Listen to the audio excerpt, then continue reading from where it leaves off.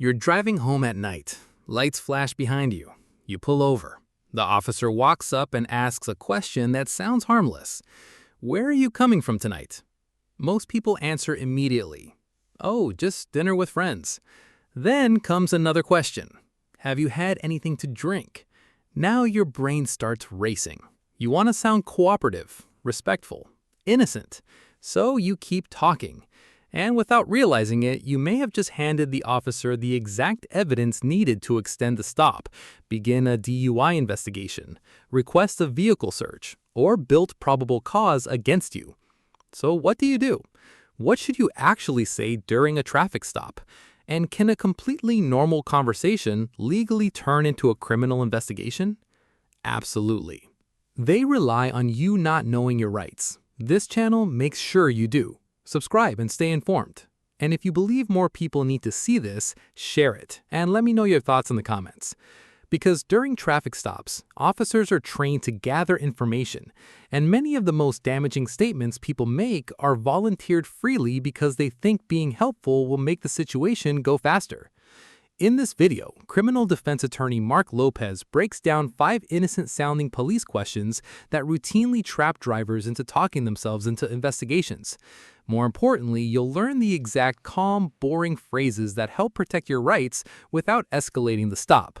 Because the safest traffic stop is usually the one where you stop narrating your life story. Let's start with the first trap. The first question is the classic. Do you know why I pulled you over? This sounds conversational, friendly even, but many drivers immediately start guessing. Was I speeding? I might have rolled that stop sign. I was looking at my phone for a second. That is called an admission, and officers know many people will confess before the officer ever says what happened. What the officer is looking for here is simple. Statements, admissions, nervousness, contradictions. The safer response is calm and short. Officer, I'm not sure. That's it. Not sarcastic, not argumentative, just neutral. Why does that work? Because you are not lying, you are not admitting guilt, and you are not helping build the case against yourself.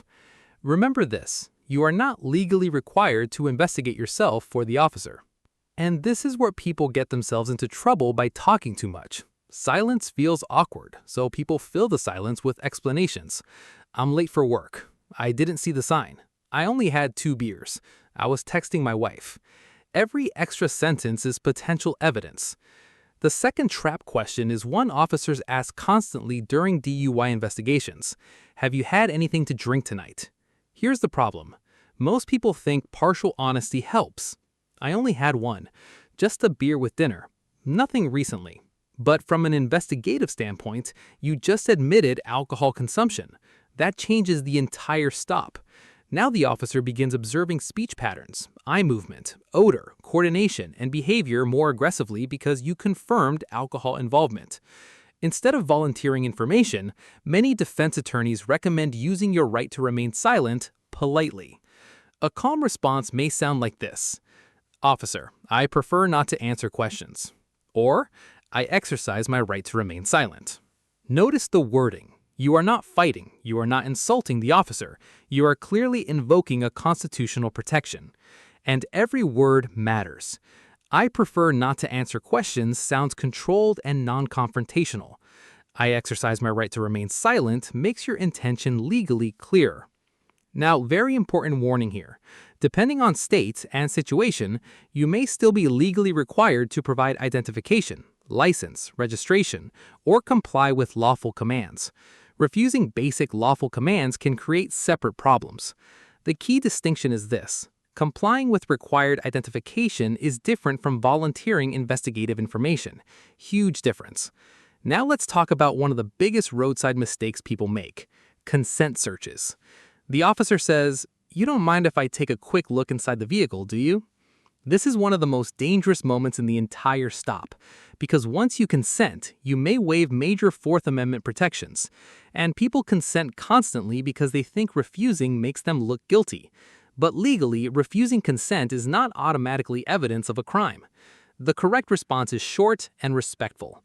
Officer, I do not consent to any searches. That phrase matters because it is clear and unambiguous. Not, I guess so. Why not? I have nothing to hide. Those statements can later be interpreted as consent. Instead, keep it clean. Officer, I do not consent to any searches. Now pay attention to this part because it's critical.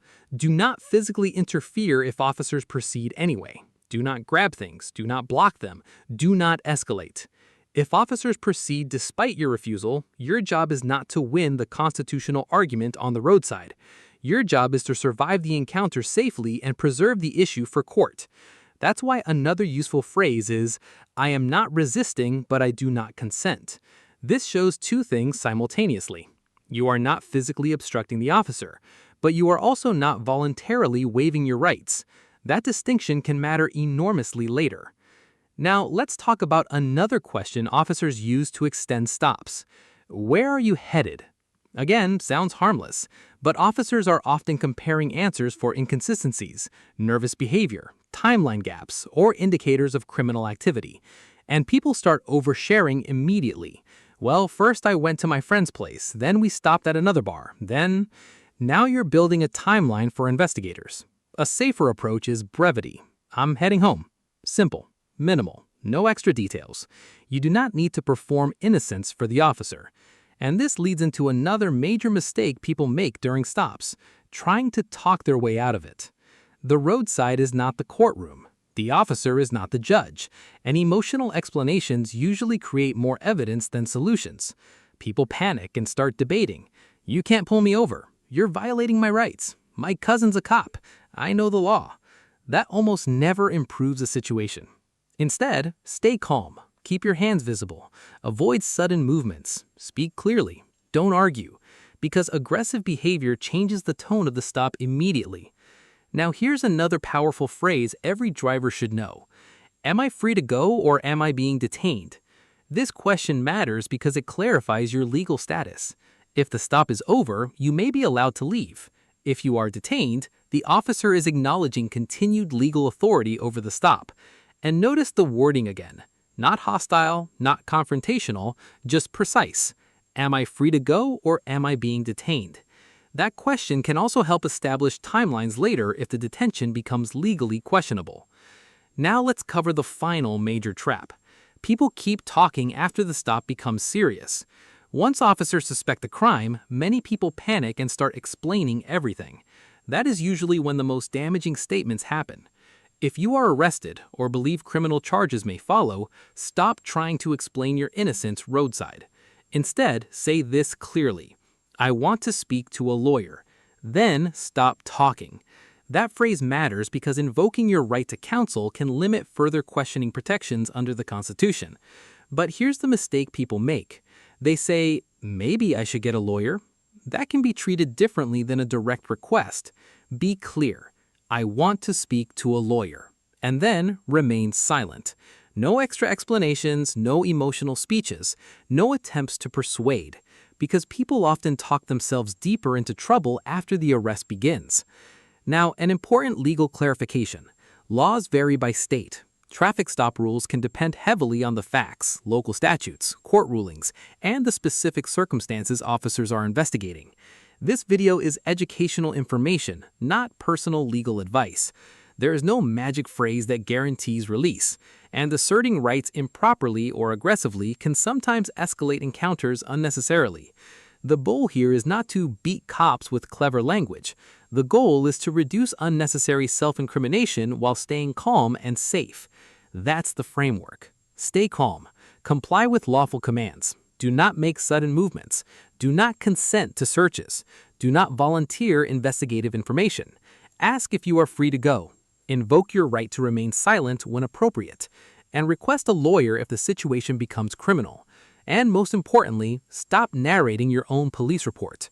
Because during traffic stops, the most damaging evidence is often not what officers find. It's what drivers voluntarily say trying to sound innocent. And in the next video, we're breaking down the single sentence officers use during casual conversation that secretly turns consensual encounters into legal detentions without most people realizing it.